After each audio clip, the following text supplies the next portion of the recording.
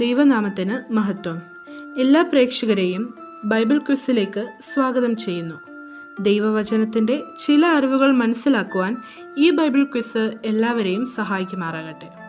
Bible ക്വിസിൻ്റെ നിബന്ധനകൾ: 1. യൂട്യൂബിൽ കമൻ്റായി വരുന്ന ഉത്തരങ്ങൾ മാത്രമേ സമ്മാനത്തിനായി പരിഗണിക്കുകയുള്ളൂ. 2. ഒരാൾക്ക് ഒരു പ്രാവശ്യം മാത്രമേ ഉത്തരം രേഖപ്പെടുത്താനാകൂ. 3. എല്ലാ ഉത്തരവും ഒരു കമൻറ്റിൽ ഉൾപ്പെടുത്തണം.